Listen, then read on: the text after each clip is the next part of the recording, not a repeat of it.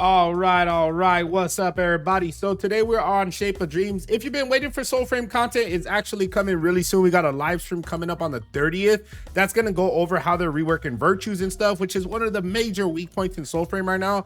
So yeah, guys, as soon as that comes out, I'll be watching it and I'll drop you guys an update video about everything that's coming out, what to expect with the game and things like that. So Soulframe is coming back up real soon, guys. But today we're on Shape of Dreams. In my last video, someone asked me if I was going to play Limbo. I was trying to avoid it like the plague. I'm not going to even lie, man. I loaded in there one time, got my ass handed to me, and just loaded out. But I couldn't go out like a little B word, man. I couldn't go out like that. So I went ahead and loaded back in. And that's today's video, man. We got some Shape of Dreams going on. We're gonna be playing Bismuth. I played all of the characters for multiple hours. It was rough, man. It was rough. Honestly, I didn't even beat it on none of the characters besides Bismuth, and she felt super duper smooth. I got to the last boss on all of them except for Shell. I played like 2 matches on Shell, man. He was not good in there. He died instantly. Same thing with Nachia. I could not figure out in there, but the other characters, I made it to the boss. I just couldn't kill Primus on them, man. It was rough, but Bismuth, boom, loaded in, got my shields, killed the boss, and loaded out. It was super smooth, super easy. Bismuth is probably the easiest character to play Limbo with. Now, what's all this talk about Limbo? Let's go over what Limbo is. Limbo is basically the game on super hard difficulty. It's nightmare difficulty ×2. The whole goal of Limbo, the whole idea is that there is no way for you to buff your character in Limbo. You cannot put on any deja vu. You can't do obliteration. There's no way for you to buff your character. There's not even good lucid dreams. Anything you can change in here is gonna make the game extremely hard.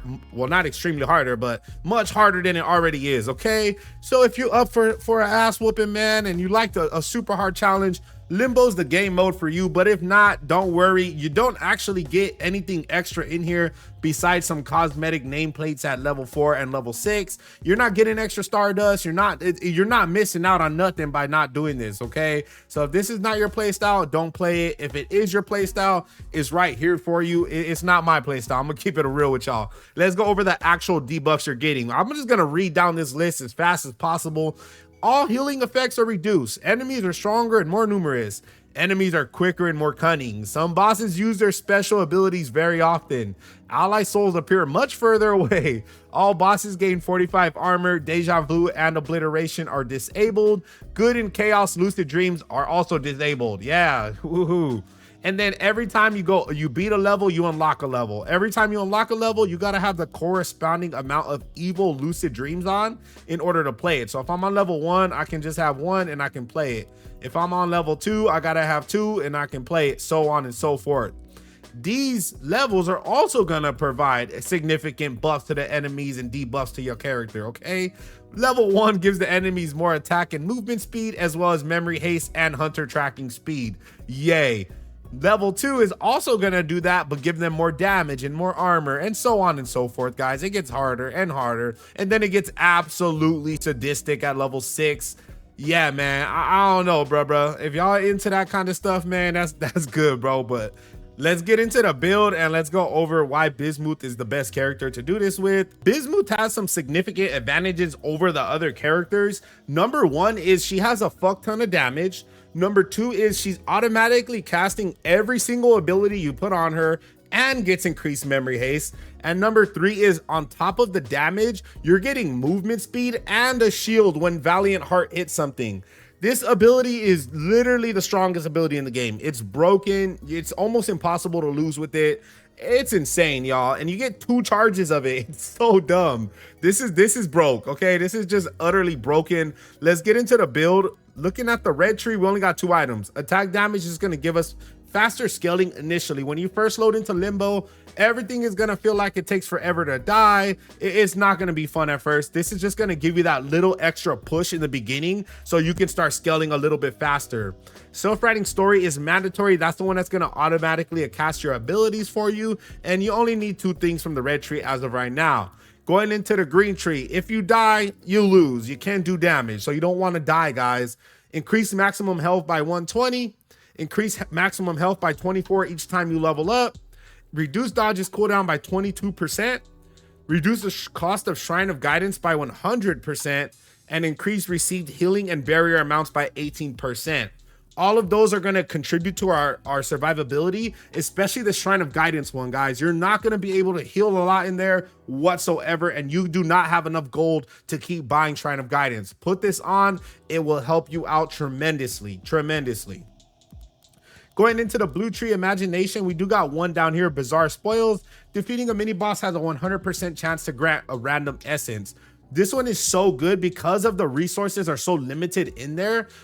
Every time you kill a boss, you're either going to get a really strong essence or you're going to get Dream Dust to level up your really strong stuff.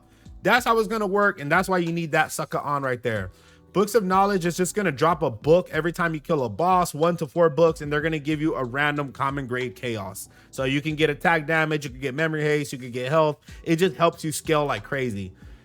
Wealth accumulation, increase the amount of gold gained from defeating enemies by 10%. Then you're going to be able to re-roll the vendor 3 times with Black Market. Monstrous Charm, there's a 100% chance to get 2 additional items from the vendor.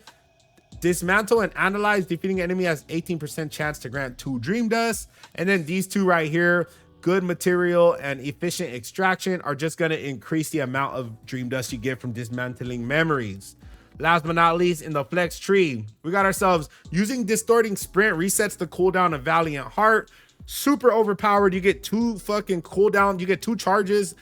Dashing or dodging is going to give you a full 2 charges. It's that simple because of this one right here. Valiant Heart's charges now fully restore all at once. Boom, broken. And last but not least, mandatory, guys, but you Valiant Heart cooldown increases by 1 second, but you gain a barrier equal to 40% of the damage dealt that lasts for 2.5 seconds. You won't be able to heal that much inside of Limbo, but you can shield for as much damage as you can do with this ability, which is a bonus with Bismuth specifically because she shields like crazy. And it's so easy to keep getting the shields and reapplying it. This character is absolutely broken, super easy to beat Limbo with. Let's go in there. I'll give you guys a couple more tips and I'll let the gameplay roll for y'all. All right, so the biggest thing that you need to know when you're in the match is with this character, your abilities are going to cast. So you don't have to worry about casting your abilities whatsoever, okay? All you have to do is worry about not getting hit, positioning properly, and dodging. You want to stack the enemies up on top of each other and actually think about your combat. Don't just run into it. If I'm fighting these guys, I'm baiting them as close as I can together so I can kill them all. And that's really it, guys. It's super simple. When chaos drops on Bismuth, what you're looking for is just going to be memory haste or attack damage. You're not really going to need maximum health as much because of how much shielding you're going to get with this character.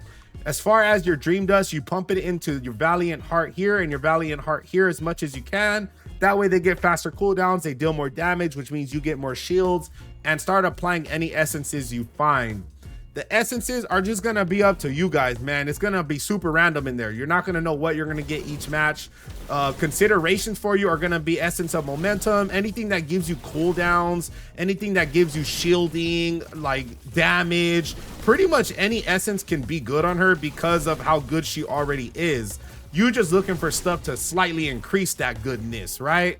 That's pretty much it for Bismuth and the run, guys. I'll let the rest of the run that I played when I beat the game play in the background so y'all can kind of get an idea of it. I wasn't talking or nothing, but that's pretty much it, man. If you guys enjoyed this video, we're almost at 5,000 subs. I'm honestly super amazed. I never thought in my life I would even make it to 5,000 subs, and I know it's a little, but man, it's a lot to me, guys. So thank you guys so much, and that's pretty much it. Have a wonderful day. Peace out.